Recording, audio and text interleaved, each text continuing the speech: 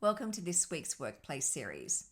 There are some conversations with your boss that feel harder than others, and that's because the stakes feel higher.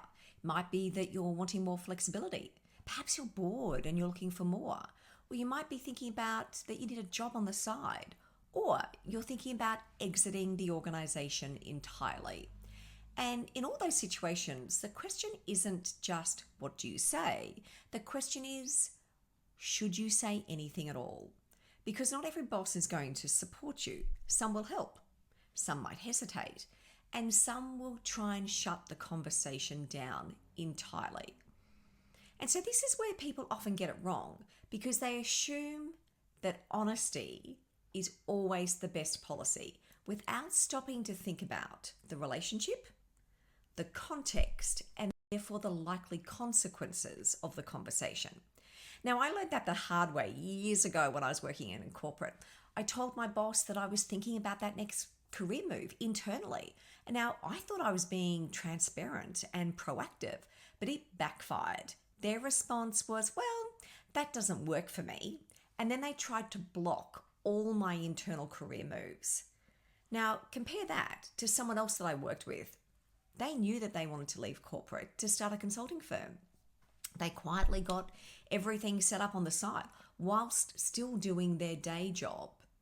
They set up the brand, the website, the product offering, the infrastructure, the lot. And their boss knew and supported them and later became a client. So same broad issue, but very different outcomes. And that's why these conversations are never just about the topic. They're about trust. They're about power, risk, and judgment. So before you talk to your boss about anything that is significant, you want to pause and consider two key elements. The first one is about the nature of the relationship. Now, not what you wish the relationship would be like, but what it actually is. This isn't about the org chart. It's about how you connect. Do they support you? Will they feel threatened? Will they help or try and control the situation? And then the next element is think about your objective from having the conversation. Are you informing them? Are you trying to enlist their support? Are you testing the waters to see how they react? Or are you negotiating for some type of different arrangement? Because if you're not clear on both those elements, the conversation can drift very quickly.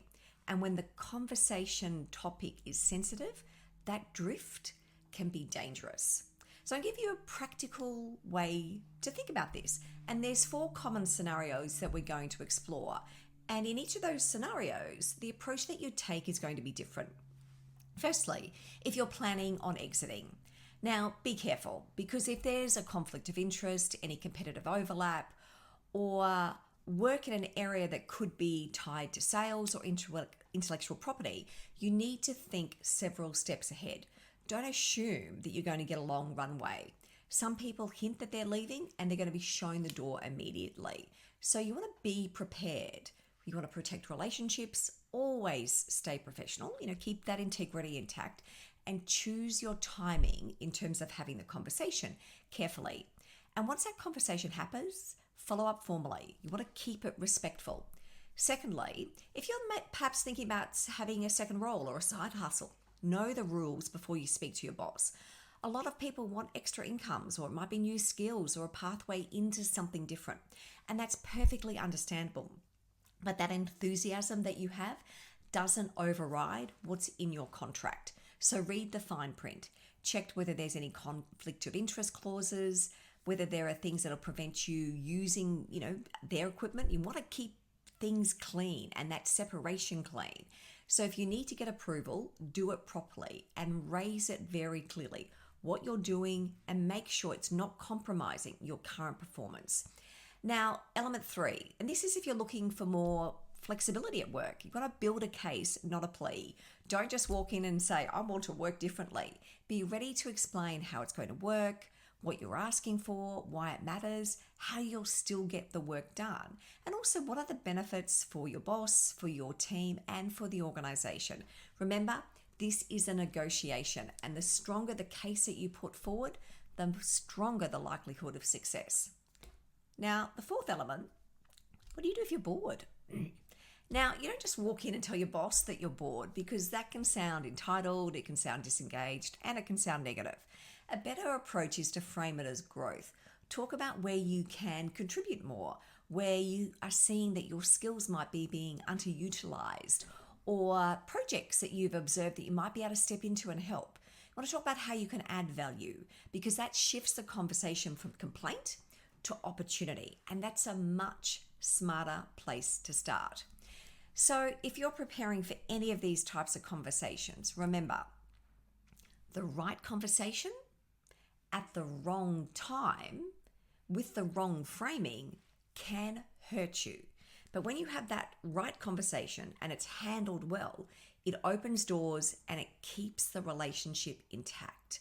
So remember, think about the nature of the relationship, think about your objective, and think about what the risk is if the conversation doesn't go the way you intended to go. This is the preparation. It's not just rehearsing the words, but it's thinking about that context, because the smart career conversations are not only about speaking up, they're not only about courage, they're about judgment. Judgment to make sure you're doing the right things at the right time, in the right way. Lots to think about this week. Take care. I'll see you next week.